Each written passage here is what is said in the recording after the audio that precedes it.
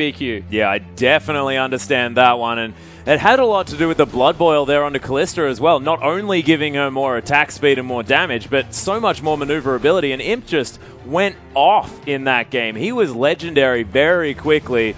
And LGD, they're going to ban away the Callista now on the blue side, not wanting to pick it up first pick. Yeah, so not first pick whether they think, and they don't want to let it to go through with the second round. Also, the fact that Nunu's gone might be something towards it because the attack speed steroid's so important. So might look to play the mid-game AD carry battle against Uzi this time around. Kassadin, Azir, and Urgot round out the bans, and wow, straight away TBQ jumps on that Sejuani. Yeah, Sejuani immediately picked up. We'll see whether TBQ is going to be able to use that to great effect. We've seen it pretty brilliantly used, but a lot of these early game junglers have still been effective and going, waste no time locking away that Maokai. Yeah, but Trundle is still available, so we'll have to see whether the last ban that came through from OMG is justified. Econ actually taking a good hard look here at Hecarim. Janna's also been picked up, so Cloud will be on this one. Janna again. Yeah, back onto that champion, of course, might like it still against the cannon. Of course, without the Fate's Call, doesn't have that way of re-engaging after getting monsooned away. And Imp, thinking about the Sivir, we've seen Sivir, of course, in the series that we cast earlier today.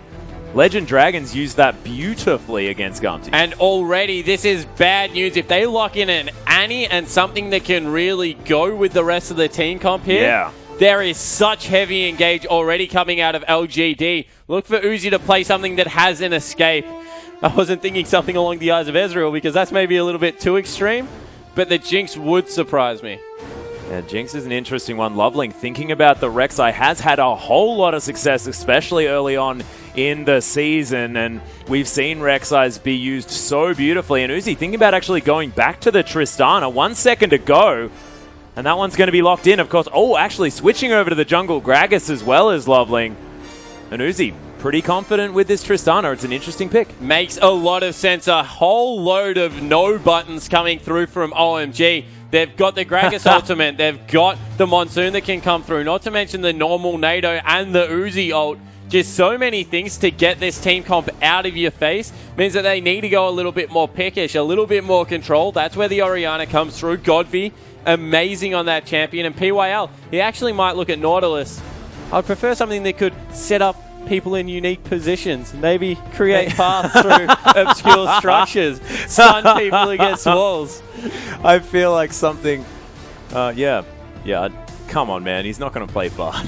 It's just not going to happen. But I want him to so do I. I really want to go on this magical journey with you, I promise. OMG looking to round out their lineup now with their mid laner Cool, thinking about a Cassiopeia. And at the moment, judging on these picks, it does look a lot like no buttons versus go buttons. Yeah, it certainly does look to be that way. We'll have to see whether Akon sticks with his summoner spells because he's actually got the Ghost. And I'm not expecting it because we don't play standard over here. And that looks too much like a standard summoner spell. Maybe he's actually playing Singed. And maybe it's a placeholder. Who knows? But that is very, very interesting. Wanting to make sure that he can definitely get in on top of Uzi. And maybe that's his response. He's like, okay, you've got Buster Shot, Rocket Jump. It's okay. I'll run really, really fast. Yeah, I'm going to get back there with the Ghost. And, you know, with some distortion boots, he's going to be able to get around the map really quickly. Yeah, true. Also has his teleport available more often than going. And it makes a more attractive option coming through there. So we'll have to see if that is exactly what Acorn is going for. But he swapped over at the last moment. Oh, he's going to grab the Smite in the end, ladies and gentlemen. It is going to be the Skirmisher's Saber in that top lane with the Cinderhulk. And Acorn, you can see there going against the tree, picking up a very comfortable champion there as TBQ versus Loveling, the tank battle, Gragas versus Sejuani. Yeah, Gragas a little bit better early on, so we'll see if Loveling can get ahead. Godby once again on Orianna, Cool on Cassiopeia. That's a skill matchup if you ever saw one. Cool needs to play it well. Yeah, he certainly does. PWL and Cloud there. Janna versus the Nautilus, and engage versus disengage. Definitely on both sides of this 2v2 situation. You've got Sivir, who just wants to go forward with all of the boomerangs. But ladies and gentlemen, let's waste no time. Let's get into game 2.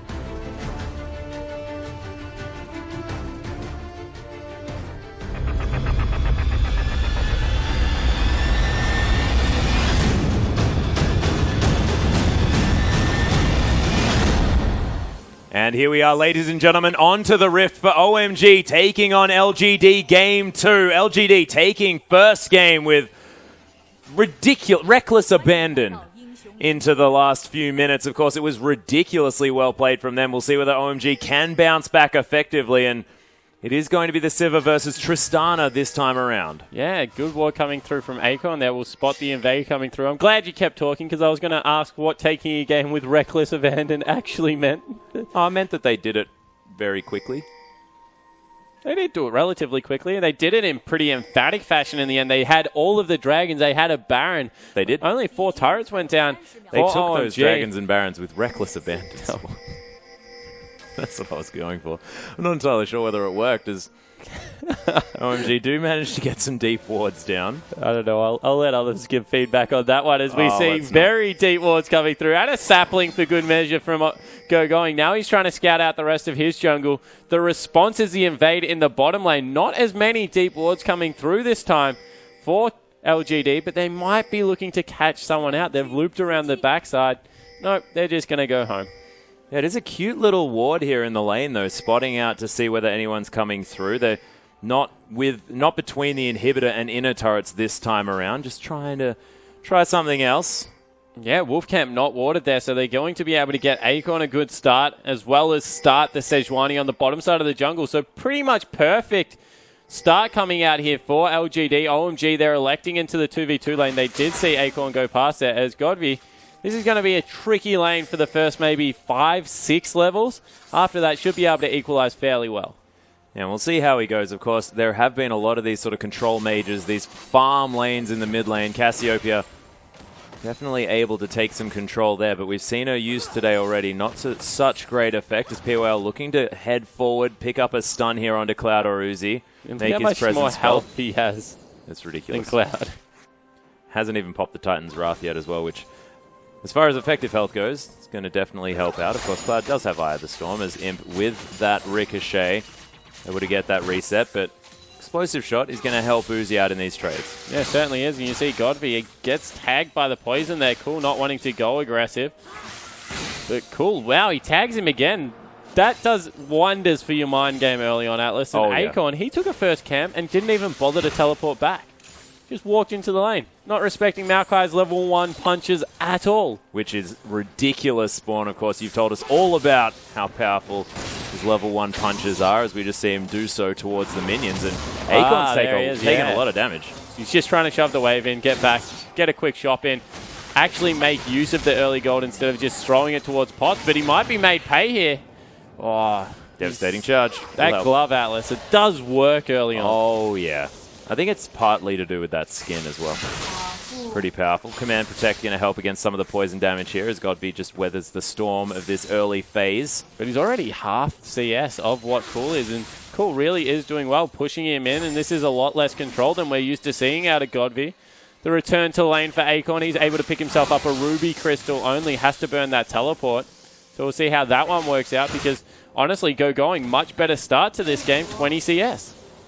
Yeah, not too bad at all, and things actually going almost the opposite here as far as OMG's game plan.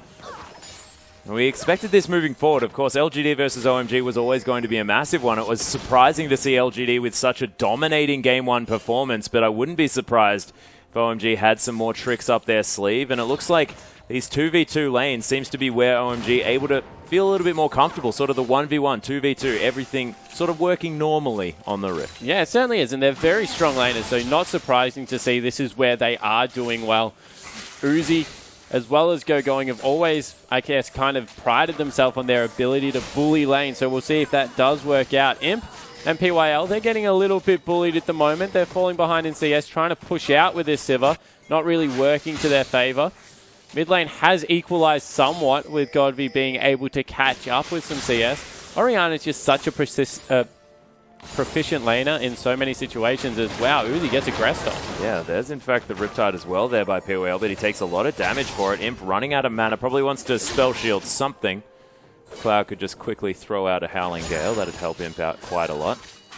And they're just repetitively trying to push this lane in. The thing is that Tristana, she actually pushes back very well as the hook goes wide. But Boomerang Blade is there, as Uzi is going to have to deal with this wave heading towards the turret. Actually going back for a quick back here is Imp. 39 CS to 39. Uzi able to pick some more up underneath that turret. You can see Cool's actually gone for Cleanse in the mid lane as well, as I check over to see what these champions have picked up as far as summoner spells. Godby with the Ghost. Yeah, it certainly has, because he needs to be able to... So, start with Cool's one. Yep. Sejuani, you take Cleanse in the mid lane. Done. Okay, fair enough. Move across to Godby's one. It's all about the persistent threat that can come through. We already mentioned the disengage, the repositioning ultimate, so there's no point being caught out of position as Orianna and not being able to get back in. We see Dade do this a lot on control mages. It's about being able to do consistent damage and be relevant at all stages of the team fight, and goes very versatile, can be used offensively and defensively as well. PYL, you're in a lot of trouble. Yeah, Command Protect is there. Godby not quite level 6, so not going to have any sort of kill pressure. He's lucky with that shockwave. Cool was nearly there, because otherwise they would have been kept spamming out with the Twin Fangs. That's the max coming through first.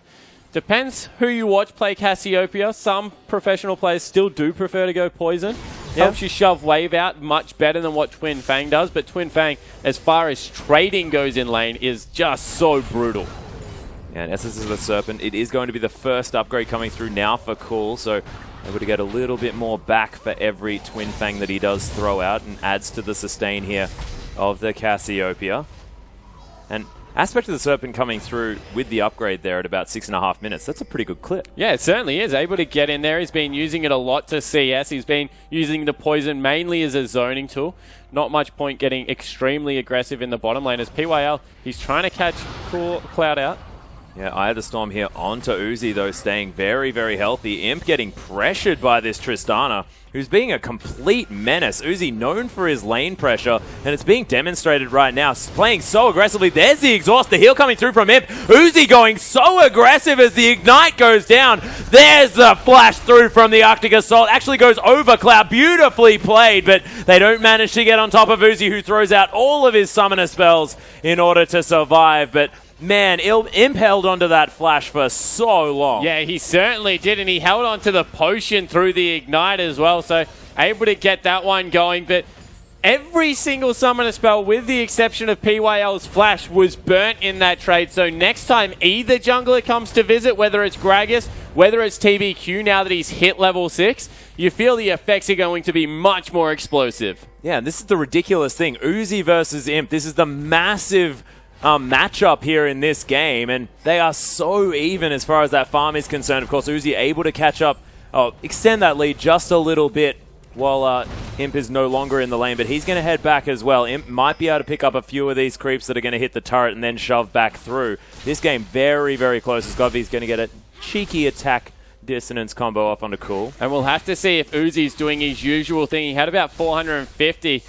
He does. He goes and he builds up his boots instead of anything else, going for... Wow. There's a flash twisted advance onto Godby. Loveling's here as well as Godby flashes out of the way. Oh my goodness, Cool. There's the ultimate as Acorn comes around the back. They pick up first blood here. TBQ grabs Cassiopeia as Loveling now going to try and body slam his way out. Nice devastating charge. The dredge line at max range, and Going's going to fall as well. And LGD, what a brilliant answer to that gang. Yeah, they certainly were able to get it. Good counter again coming through from TBQ, even though immediately cleansing the ultimate from Sejuani was cool. He wasn't able to get away from the Hecarim, who just dove onto the backline. And this is the thing about Hecarim. He's unrivaled at getting onto a priority target and completely eradicating them. It's just annoying how much movement speed he has with that devastating charge. The fact that he knocks you in a bizarre direction with his ultimate, very hard to reorientate yourself, and in the end, Cool wasn't able to do it. Very short range, made to pay.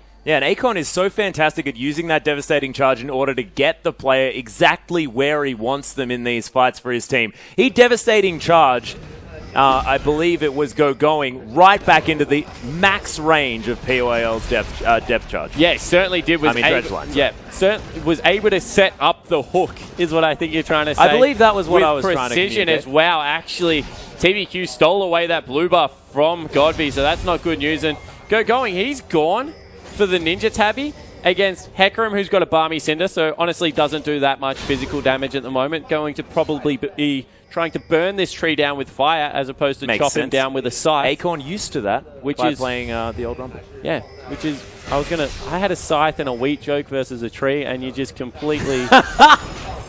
Oh, man. Sorry, I just realized what you were going for, but it's hilarious. Oh, man. Maybe when we're live, you can go for it. But here's going to be the ult used in the mid lane. There's the shockwave. It's cool. Doesn't take too much damage, but, man, the dissonance does some work. And Godby locks that one down. What? Okay, TBQ's just going to die to the turret. Loveling is going to come through here as well. Cloud going down very low. Imp gets exhausted as PYL does have the explosive shot on him. Not a lot of mana here on this Nautilus, but Cloud super low as Imp trying to get the damage down. And they're just going to continue shoving this wave, and LGD looking to have some control here on the bottom side. Yeah, they certainly do, and it's all about PYL getting super aggressive. You can see he just roams out. Oh, nice Howling Gale as Uzi has to deal with all of these creeps here as well, but he's going to be able to get rid of them. Either Storm going to help him out as Cloud doesn't really want that melee minion attacking him, and it's bothering him just a little bit as he auto-attacks it down. Good gank coming here through from Loveling. Has been spotted out. Won't be able to get there in time. Instead, trying to pick up a Raptor camp. Now he might be the one that's being caught out. Yeah, Glacial Prison not quite here yet as TBQ going to be able to at least secure the Raptor camp. Godby going to take down the Wolves here as well. Definitely into agriculturalist mode for the Orianna. Wants to catch back up in this farm as Cool does have a slight CS lead. Yeah, so able to get a kill and a couple of assists is Godby, but Cool with that, I guess, misplayed turret dive in the end coming through from TBQ as we see how much damage Uzi does to structures at this point in the game. Able to rip through that one. Yeah, really that's dead. Equalize the lane again in mid. You thought that it was maybe going the Orianna's favor. Has some dirty farming now coming through from Acorn. Needs to get that done because Dragon is back available and soon, and you feel that with the teleport advantage going to have, needs to be able to push out the wave, rotate around the map, also doing some counter jungling for himself. That's quite cute on the Smite Hecarim. Yeah, didn't actually manage to smite away the Raptors, which would have been very, very cool, as he doesn't actually have a sweeper just yet. Might give him a makeshift one heading towards this Dragon Pit. Not going to be the case as PWL is going to take down that pink ward there as LGD looking to go aggressive. Actually, Acorn back here in this top side of the map, putting some pressure on Go Going. Was thrown down. Go Going walks away. Yeah. Gauntlet thrown. Oh, you don't throw a gauntlet at Maokai. You might get hit by that massive keeper glove. Actually, that's going to be the smite used onto PYL down here in the bottom lane, but explosive shot not exactly going to threaten death. They also used the Gragas barrel to stun him into the wall. Saw TBQ there and then wanted absolutely nothing to do with that fight. You throw in the...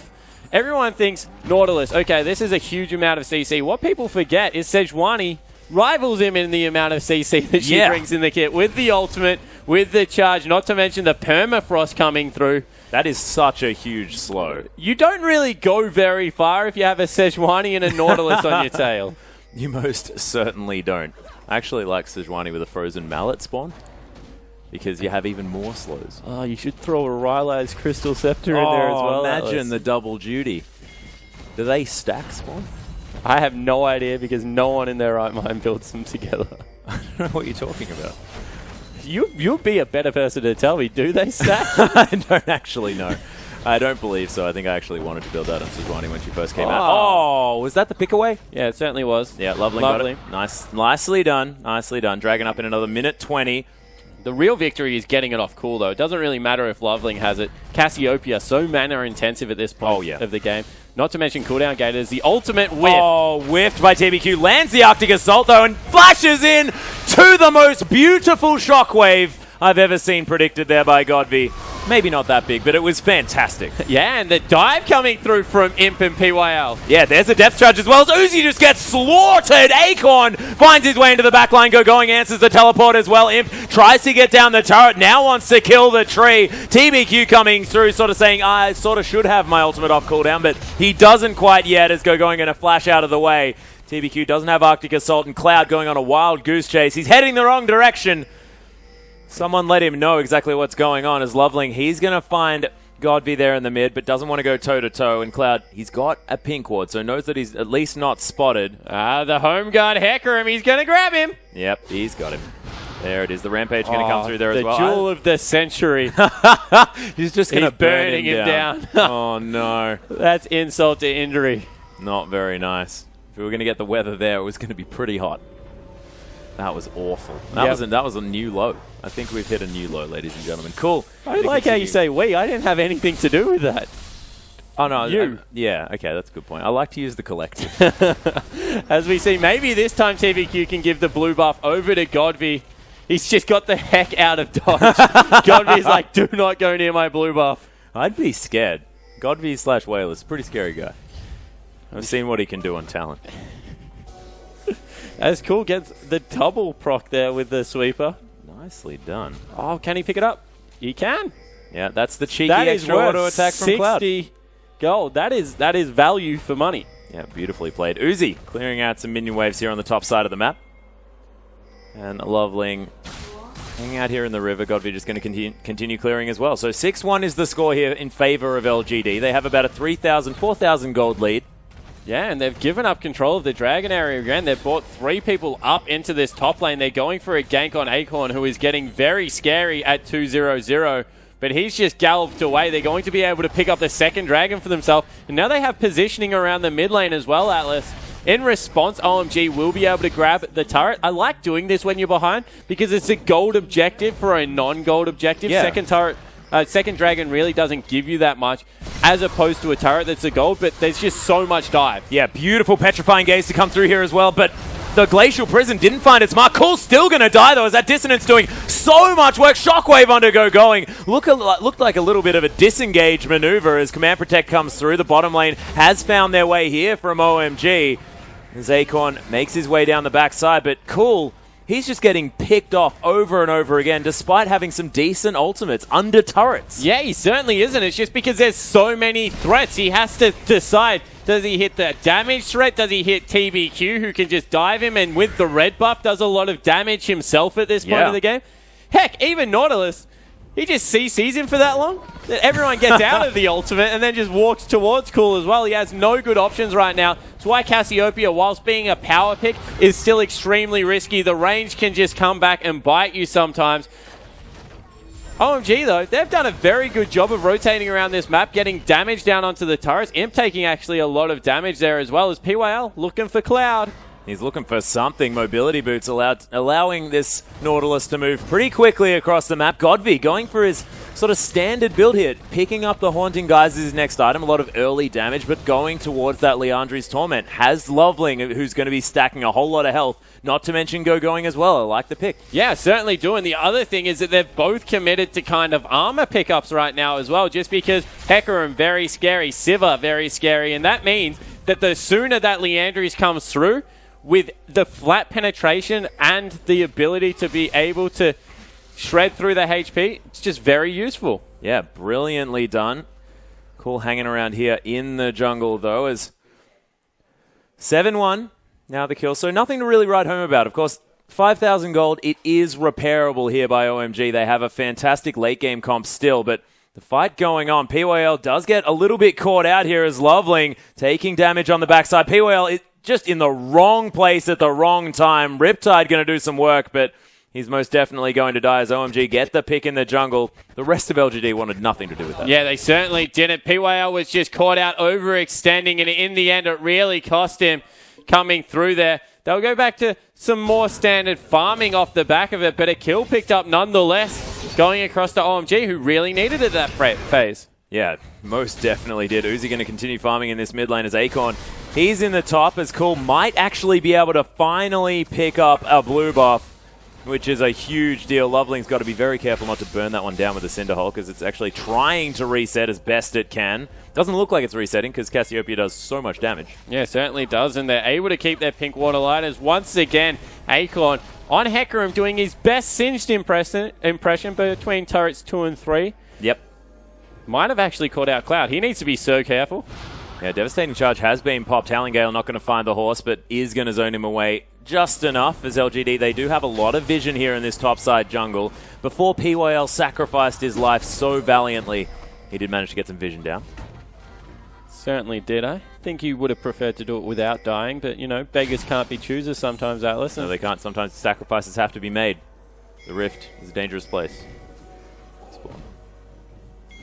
Unless you clear love, where it's relatively safe. It is relatively safe. Acorn is just going to find Lovely. Going. I apologize. Just a little bit here in the top side of the map as Uzi rocket jumping his way away. LGD with some control here. Lots of very aggressive vision. No vision for OMG in the enemy base. They know they are definitely falling behind just a little bit at this phase, but I don't see LGD really falling off. Of course, we've had this Sivir argument over and over again, but there's no argument when it comes to Hecarim and Orianna. Yeah, exactly right. So it's not even the scaling part of the composition. Doesn't really matter at this point because they've got tank busters in the other lane. So whether Sivir is a tank buster or not, really irrelevant to this point. Yeah. Going to do fine damage late game regardless, as they've now moved people into the top side of the map. And this seems to be a recurrent theme across the games. LGD, they explode in the early game, pick up a lot of early kills, and they're happy to slow play it, build up their objective, leave a minute until Dragon, so they've gone up into the top lane. They'll pick that one up, go back shop, pick up the third Dragon of the game, you assume. And OMG so far haven't really had an answer for it because LGD, they're controlling the objective so well that even if they get a random kill, all the lanes are pushed out. They can't get anything in their favor for it. It just becomes one death. Yeah, and it just looks like LGD know exactly what to do if they get any sort of lead in the early stage of the game. And then it's all just textbook from there. We've seen this go the opposite way for a lot of these teams who sort of flounder around. But LGD, the complete opposite of that. They just shut out their opponent. Yeah, certainly are looking to be that way. EDG and IG, for me, have been the two teams when they're ahead look the most impressive. But LGD trying to make the same case. There's three people now collapsing onto Acorn. He needs to try and get away. Yeah, he does not have Ghost, of course, ladies and gentlemen. Did use that one before. Onslaught of Shadows is going to be here. But he is going to die. You assume the jump came through. Buster shot. Probably died. Look, he's dead. One way or the other. Imp is going to be able to take down the top outer turret as OMG actually in position for this Dragon exactly when it spawns. TBQ is around the backside, wants to try and find himself a steal.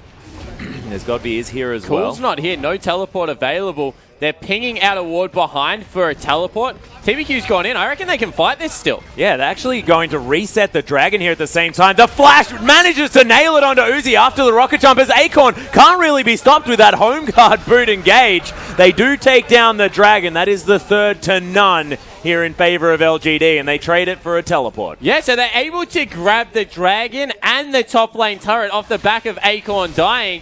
Definitely in their favor, and wow, Outlets, it just seems like that they can't do anything wrong. Even when OMG get a pick, it goes against them. Yeah, and they may have got a pick. They also had perfect positioning around the Dragon as soon as it spawned. The bottom lane was in the top side of the map.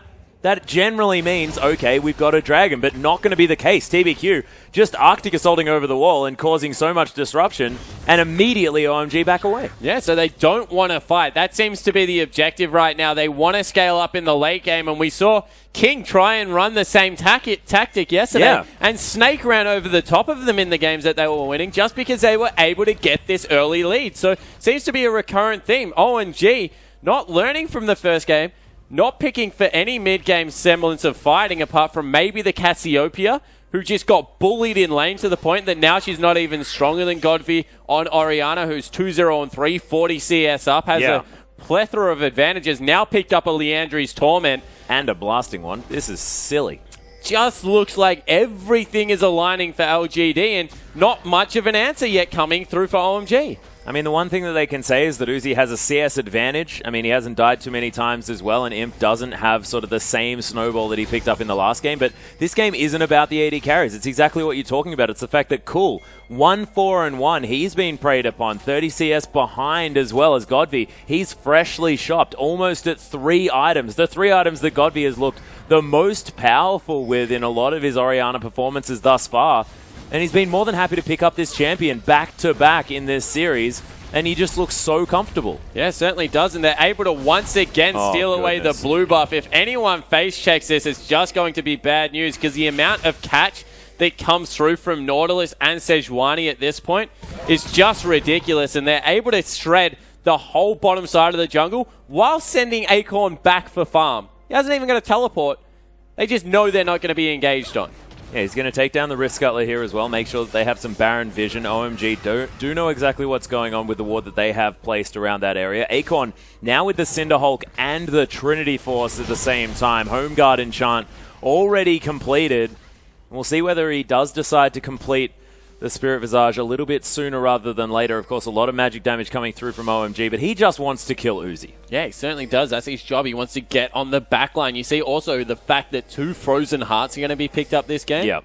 That's completely massive. They're just looking to shut down one part of the composition. Cassiopeia, Gragas, Maokai, they all do magic damage. No magic resist being built up. They understand exactly what the carry part of this composition is. It is the Tristana. Just kill the Cassiopeia. She does 0 damage dead, not a Karthus, and be able to dominate the rest of the game as they're trying to once again collapse onto this Hecarim. But this time, you don't think he's going to be caught. No, not going to happen this time. Devastating Charge going to get him to safety. Does have the ultimate in case something crazy does happen.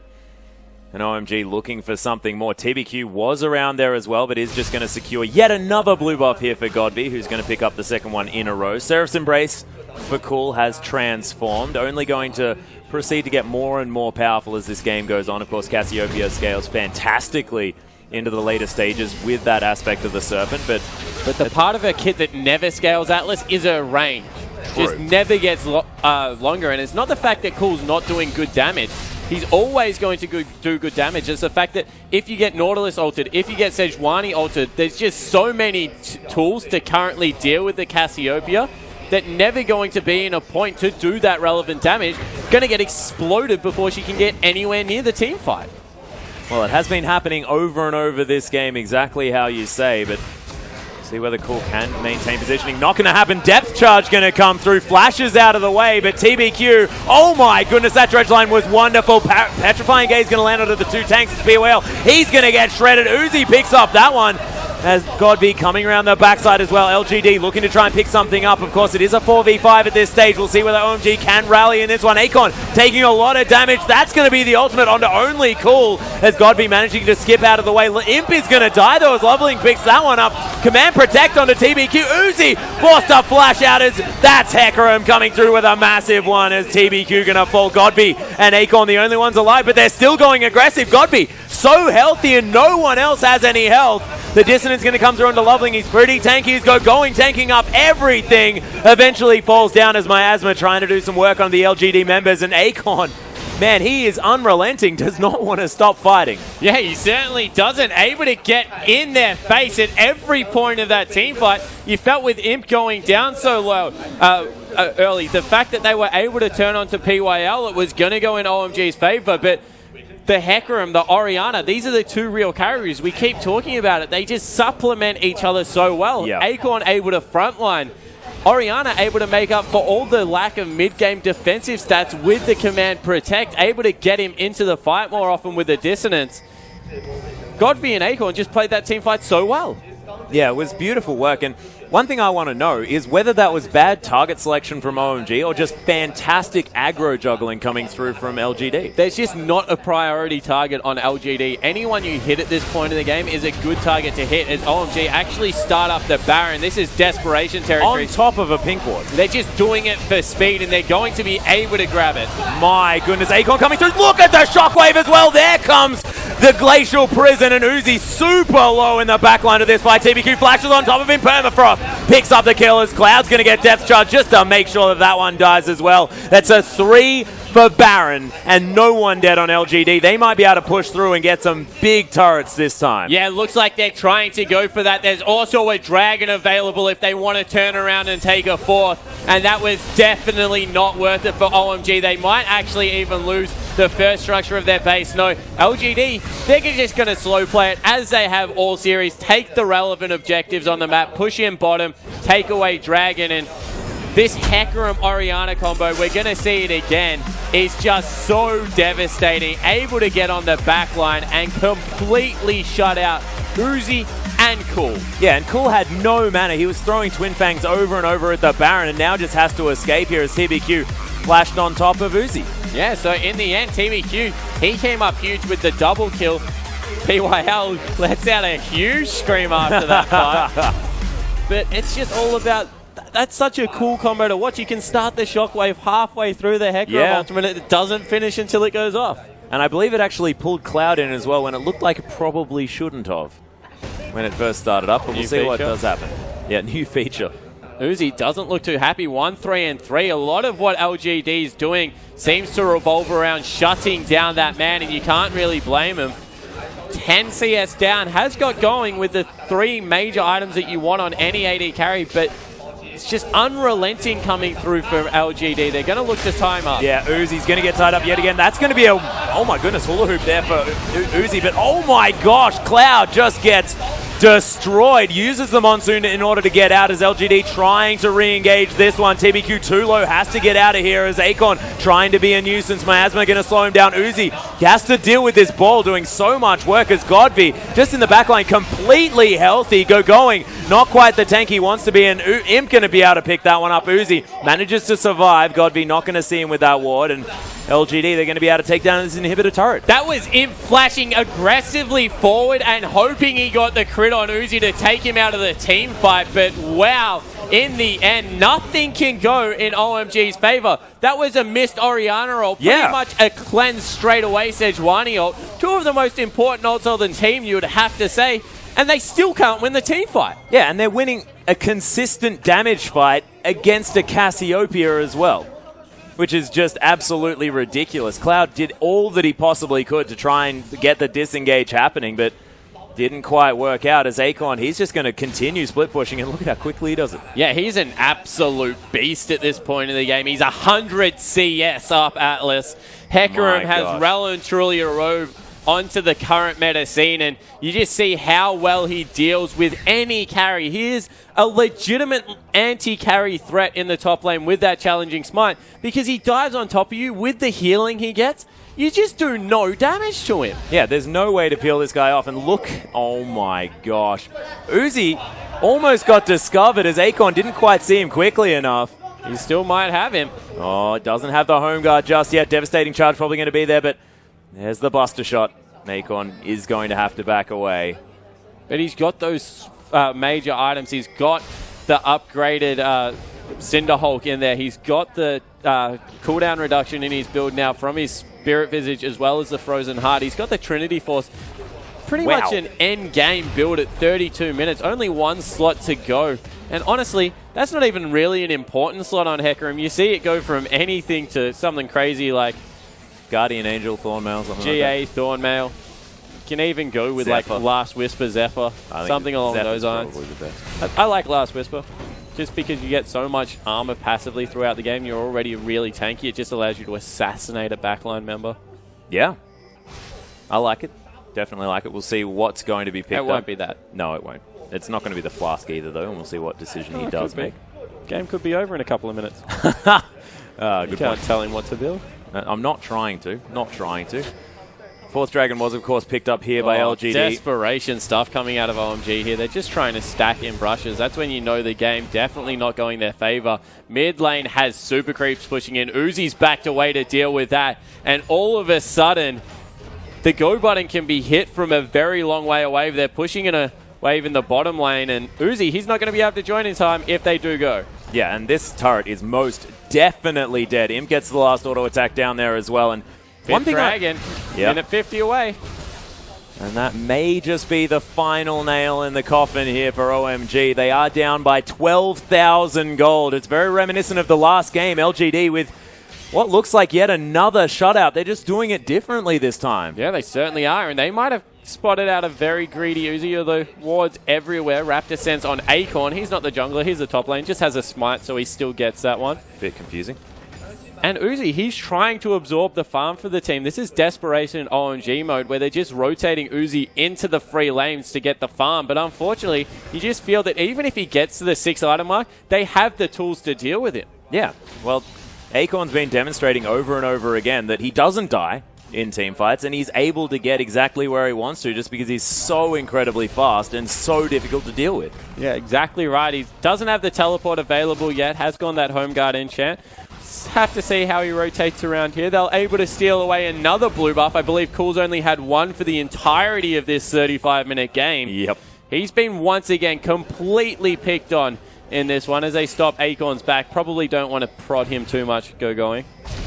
Yeah, he is going to run very fast away from that sapling, though. Apparently, horses don't really like little trees because he looked very frightened. But going able to continue this split push here as well. Loveling is playing defense around here. You can see so many offensive wards here by LGD, just lining the edge of OMG's base, looking for their way in. We'll see whether they do put pressure on the top or the bottom lane, but OMG looks like they've managed to get the minion wave pushing in the bottom. Yeah, they're not pushing out at all though, Atlas, and it's 10 seconds until the 5th dragon. They're deciding not to fight.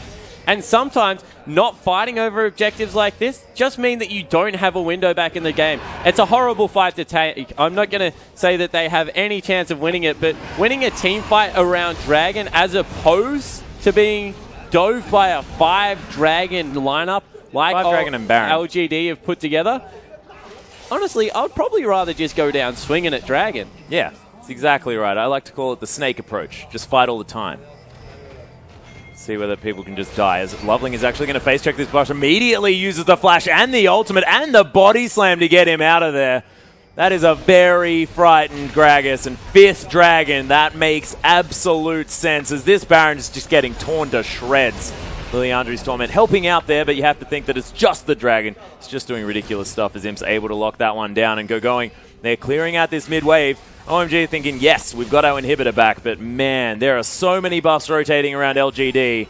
They're looking just to finish this game. Yeah, and they might just be thinking about next game, trying to prolong this one for as much as possible, get some talks in, although Loveling looks completely silent.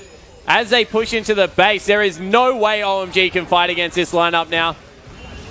They're just 5-dragon. They've got the Baron. Top lane's already prepped. They're going to be able to exit the base. They're just sending their Hecarim and bottom lane to go grab that. Probably a little bit premature. He's only just got his teleport back available now. And oh my god.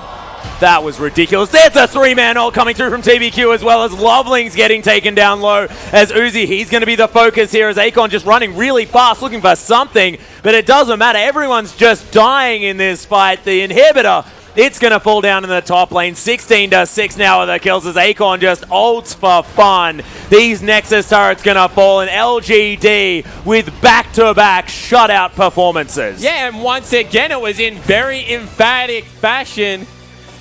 Look at Godby. He's like, yeah, I got